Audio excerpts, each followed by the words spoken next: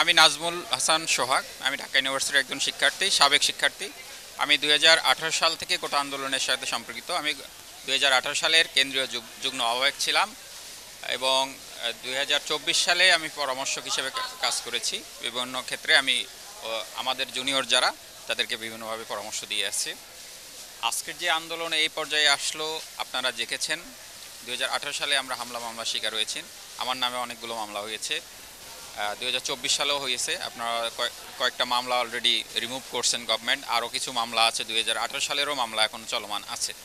তো আমরা সরকারের কাছে চেয়েছিলাম যে একটা কোটার যৌক্তিক মানে সংস্কার হোক, কিন্তু শেখ হাসিনা সরকার এটা না করে তিনি অত্যন্ত ছাত্রদের সাথে ক্ষোভে ফেটে পড়ে উনি বললেন কোটা বাতিল। এটা উনি একটা স্বৈরাচারী সিদ্ধান্ত, যেটা আমরা চাইনি। আমরা 10%, আপনারা ব্যানার, ওই সময়ের ব্যানার দেখবেন, আমরা 10% সর্বোচ্চ চাইছিলাম এবং এটাও বলেছিলাম বঙ্গবন্ধুর বাংলায় বৈষম্যের ঠাঁই নাই। কিন্তু উনি আমাদেরকে নেগেটিভভাবে রাজাকার ট্যাগ দিয়েছেন। মতিয়া চৌধুরী তখনকার খাদ্যমন্ত্রী ছিলেন, কৃষিমন্ত্রী ছিলেন, উনি আমাদের নিয়ে নেগেটিভ কথা বলেছেন। তার সঙ্গে অন্যান্য মন্ত্রীরা, এমপিরা আমাদেরকে কটাক্ষ করেছেন। তখনই আন্দোলন তখন থেকে আন্দোলন চলমান ছিল। পরবর্তীতে যখন কোটা বাতিল করলো তখন আমরা বলেছি যে আমরা কোটা বাতিল চাইনি, আমরা কোটার সংস্কার চেয়েছি। তো আমরা আসলে তখন আর আন্দোলন নিয়ে অতটা ভাবিনি। পরবর্তীতে দেখা গেল আবার সেই কোটার উনিকে আইনকে ব্যবহার করে, আদালতকে ব্যবহার করে এই কোটাকে আবার চালু করার চেষ্টা করলেন। তো বাংলার জনসাধারণ আমরা এটা যখন বুঝতে পেরেছি, তখন আবার আমাদের ছোট ভাইরা আমাদের কাছে পরামর্শ নিলেন যে কি করা যায়। তখন বিপ্লবী জনতা, সাধারণ মানুষ সকলেই বলল যে না, আমাদের দেশটা আমাদের, আমরা যেভাবে চালাবো সেভাবেই চলবে, কোনো স্বৈরাচারী সিদ্ধান্ত চলবে না। তো তখন আবার আমরা কোটার আন্দোলনে নেমে পড়লাম। কোটা আন্দোলনের এক পর্যায়ে সরকারের বিভিন্ন মহল আমাদেরকে কটাক্ষ করতে থাকলো, কিছু সাংবাদিক মহল উস্কিয়ে দেওয়ার চেষ্টা করলো। আমরা বললাম যে না, আমরা কোটা আন্দোলন করতে নেমেছি, আমাদের কোনো উদ্দেশ্য নেই। কিন্তু তারা রাজাকার ট্যাগ দেয়, একবার জামাত শিবির ট্যাগ দেয়, একবার ছাত্রদলটা ট্যাগ দেয়, বিভিন্ন ট্যাগ দিয়ে সকল জনগণকে ক্ষুব্ধ করেছেন। সকল জনগণ ক্ষুব্ধ হলে তখন একত্রিত প্রথমে 8 দফা থেকে 9 দফা, 9 দফা থেকে 1 দফায় এই স্বৈরাচারী সরকারকে হটানোর সিদ্ধান্ত হয় এবং আমরা এটা বাস্তবায়িত হয়েছি। আমি 3 আগস্ট আমার মোবাইল এবং মানিব্যাগ ছিনতাই হয়ে গেছে। ছাত্রলীগের কিছু গুন্ডারা আমাকে আহত করে, আমি যেহেতু পরিচিত মুখ ছিলাম, আমাকে তারা একা পেয়ে আমার মোবাইল মানিব্যাগ ছিনতাই করেছে। এছাড়াও 2018 সালেও আমার উপর হামলা হয়েছে। এছাড়াও আমি ক্যাম্পাসে আসতে পারতাম না। এখানে যারা দেখছেন আপনার চারপাশে, এরা সশস্ত্রভাবে কাজ করতেছে। তারা ভাবছে আমরা একটা স্বাধীন দেশ পেয়েছি, কারণ তারা একটা পরাধীন দেশে ছিল, কারণ কোনো কথা বলা যাচ্ছিল না। ডিজিটাল সিকিউরিটি মামলা দেওয়া হচ্ছিল, আমার নামে ডিজিটাল সিকিউরিটি অ্যাক্টে মামলা করা হয়েছিল 2018 সালে। এইবারও সাইবার সিকিউরিটিতে করার চেষ্টা করা হয়েছে। ভাঙচুর মামলায় আমাকে করা হয়েছে, মামলা দেওয়া হয়েছে।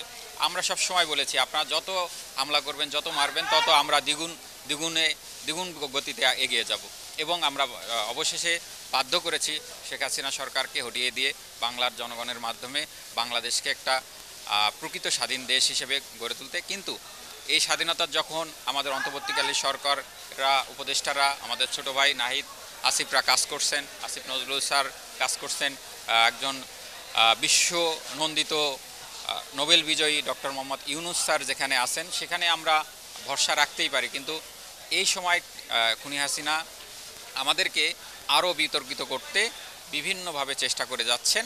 তিনি আমাদের দেশেরকে অস্থিতিশীল করতে আমরা এই বন্যাকে রাজনৈতিক বন্যা হিসাবে মনে করছি। কারণ ইন্ডিয়া এইভাবে কখনোই 30 বছরে কখনোই এইভাবে বন্যা ফেনী অঞ্চল, নোয়াখালী অঞ্চলে কখনো প্লাবিত করেনি, যেটা আমরা গত 2 দিন ধরে দেখতেছি। আমাদের এখানে কাজ চলছে। আমরা শুধু এই জনগণ এখন আরও একত্রিত হয়েছেন, ইন্ডিয়া বিরোধী হয়েছেন, ইন্ডিয়াকে আমরা বয়কট করেছি, ইন্ডিয়ান পণ্য বয়কট করেছি।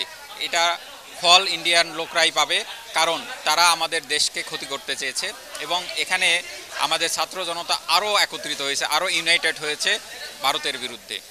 আমরা চাই যে অতি সত্বর আমাদের যে ইন্টারন্যাশনাল আইন আছে, সেই আইন অনুযায়ী আমাদের ন্যায্য হিস্সা অনুযায়ী আমরা যেন পানি সুবিধা পাই এবং তারাও অর্ধেক পাক, আমরাও অর্ধেক পাই। এখানে তারা বাদ দিয়ে তারা পুরোপুরি নিয়ে নেবে এবং গ্রীষ্মকালে আবার বন্ধ করে দেবে, এটা কখনোই হবে না। তারা আমাদেরকে তো সতর্কবাণী করতে পারতেন যে আমাদের দেশে পানি এটা বাড়তেছে, আপনারা একটু সতর্ক হন, আমরা বাদ ছেড়ে দেবো বা এরকম কিছু। তারা না ছেড়ে দিয়ে আমাদের ক্ষতি করেছেন। তো আমরা এই মোদি সরকারকে আগেও বয়কট করেছি। মোদির জন্য আমরা এখানে দেশে মোদি হটাও হিসাবে আমরা এই দেশে যখন মোদি আসতে চেয়েছিলেন তখন আমরা আন্দোলন করছি। আমার ছোট ভাইরা, আমি তখন জেলে ছিলাম, তখন ওই সময় আমার বন্ধুরা ছোট ভাইরা জেলে তার আন্দোলন করার কারণে এই সরকারের, রাষ্ট্রীয় সরকারের মদদে মামলা হওয়ার কারণে তারা জেলে ছিলেন।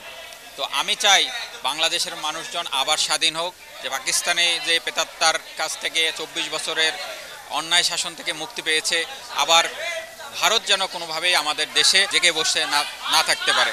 সেই দিক দিয়ে আমি সকলকে চাই আপনারা একত্রিত হন, কাজ করুন এবং বন্যার্তদের সহায়তা করুন।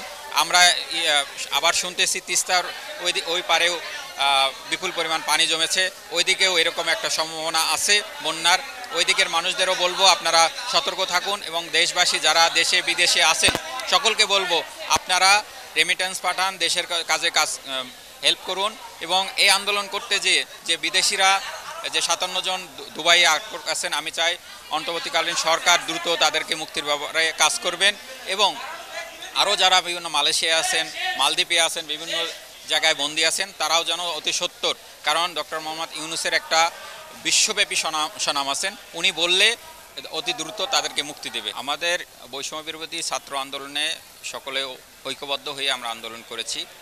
এখানে বিভিন্ন দল মতের থাকতে পারে, হ্যাঁ, আমি এটাকে উড়িয়ে দিচ্ছি না। তবে আমরা বৈষম্য বিরোধী ছাত্র আন্দোলনের মহিম উদ্দেশ্যই ছিল কোটা আন্দোলন, বাংলাদেশকে বৈষম্য মুক্ত করা এবং বাংলাদেশের যেসব ক্ষেত্রে ঘুষ দুর্নীতি আছে এর বৈষম্য দূর করা এবং একটা মানে সকলে যেন সমান অধিকার স্বাধীনতা ভোগ করতে পারে, মত প্রকাশের স্বাধীনতা থাকতে পারে, সেইভাবে সাংবিধানিকভাবে চলতে পারে, সেজন্য আমরা কাজ করে গেছি। এবং এক্ষেত্রে বিভিন্ন আপনারা দেখছেন বিভিন্ন জায়গায় অনেকে পদত্যাগ করছেন, তারা দালাল, তারা ভয়ে পদত্যাগ করছেন। তাদের দুর্নীতি যখন বের হয়ে আসছেন, এতদিন তারা 18 বছর ধরে তারা আমাদেরকে নিষ্পেষিত করেছেন। এই জন্য তারা ভয়ে, জনগণের ভয়ে, ছাত্র জনতার ভয়ে তারা পালিয়ে যাচ্ছেন দেশ বিদেশে। আপনারা অলরেডি দেখছেন দরবেশকে দেখছেন, তার দাড়ির মধ্যে কোনোই ছিল না, তিনি এটাকে সেজেছিলেন যে এক ধরনের ভণ্ড বাবা হিসেবে। এটা অলরেডি জাতির কাছে প্রমাণিত হয়েছে। এরকম ভণ্ড দরবেশ বা যে বাংলাদেশের অর্থনৈতিক খেকো লোক আর দেখতে চাই না। আমরা চাই আগে যৌক্তিকভাবে সব ক্ষেত্র বৈষম্য মুক্ত হোক, এটা যতদিন লাগে আমরা কাজ করে যাব। তবে আমরা অলরেডি বিভিন্ন সংস্থা তাদের কাজকর্ম করছেন, তাদেরকে ছাত্রছাত্রীরা হেল্প করছেন, নট তারা করছেন কাজ, তাদেরকে হেল্প করছেন, তাদের সাথে থেকে হেল্প করছেন।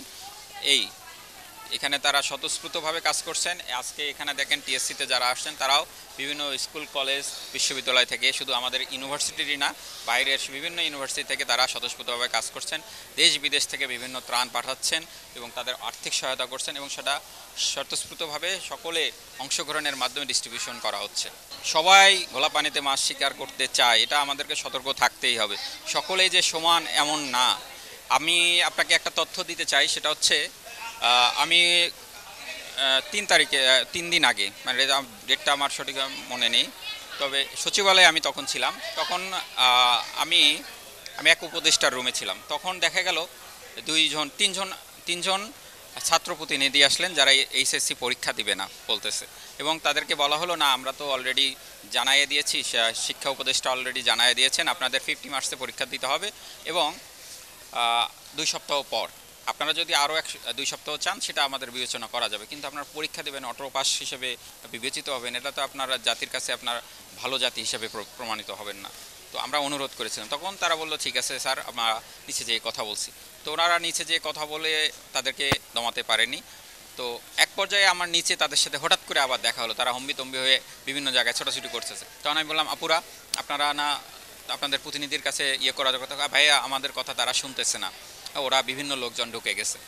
এটা বিভিন্ন লোকজন বিভিন্ন জায়গায় ঢুকে যাবে, আমাদেরকে সতর্ক থাকতে হবে। এখনও 18 বছরে বাংলাদেশের আনাচে কানাচে স্বৈরাচারী দালালরা আছে, তারা বিভিন্নভাবে অস্ত্রশীল করার কাজ চালায় যাচ্ছেন, আমাদেরকে সতর্ক থাকতে হবে। বিভিন্ন জায়গায় মামলা হচ্ছে, অলরেডি অনেকের নামে মামলা হয়েছে যারা সংশ্লিষ্টভাবে আছেন।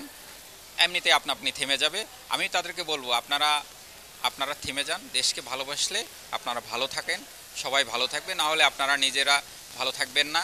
যে গোপালগঞ্জে যে ঘটনাটা ঘটছে এটা আসলে কল্পনাতীত, কারণ সারা বাংলাদেশে এত বড় একটা আন্দোলন ঘটলো, কোনো আর্মির গায়ে কেউ হাত দিল না, আপনারা হাত দিলেন, তাদেরকে আহত করলেন, হ্যাঁ নিহত করার চেষ্টা করলেন, গাড়ি পুড়াই দিলেন, এটা একদম মানা যায় না। আর্মিরা আমাদের ভাই, আর তারা যে কাজ করছেন তারা অতুলনীয়। এবং বিডিআর যারা আছেন, বিজিএফ আমাদের বিজিবি যেটা, হ্যাঁ, এবং বিডিআর যারা আছেন অন্যায়ভাবে কারাগারে আছেন, তাদেরকে অতি সত্বর যেন বের করে দেওয়া হয়। অন্তর্বর্তী সরকারের কাছে আমাদের সবসময় এটা থাকবে।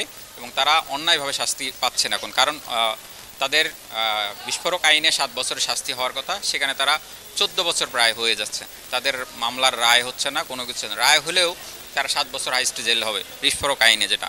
আর যদি বিদ্রোহ করার কারণে হয় সেটার জন্য 5 বছর, তাহলে 5 আর 7 12 বছর হয়, সেখানে তারা 14 বছর অতিক্রম করেছে। কারণ সবাই বিদ্রোহ করে নেই, সবাই বিস্ফোরকে থাকতে পারবে না, কেউ কেউ বিস্ফোরকে থাকতে পারে, কেউ কেউ বিদ্রোহে থাকতে পারে, তাহলে কারো 7 বছর হবে, কারো 5 বছর হবে। আবার যদি উভয়টিই থাকে তাহলে 12 বছর হবে। কিন্তু সেখানে তারা 14 বছর ক্রস করেছে, তাদেরকে অতি সত্বর বের করে দেওয়া হোক, তাদেরকে বাংলাদেশে আবার পুনর্বাসন করা হোক। তাদের যে ক্ষয়ক্ষতি হয়েছে, আমি তাদেরকে জেলে দেখে এসেছি, তারা কত কষ্ট হয়েছে, তাদের ফ্যামিলিরা বিভিন্ন জন মারা যাচ্ছে, তারা মুক্তি পর্যন্ত দেখতে পাচ্ছে না।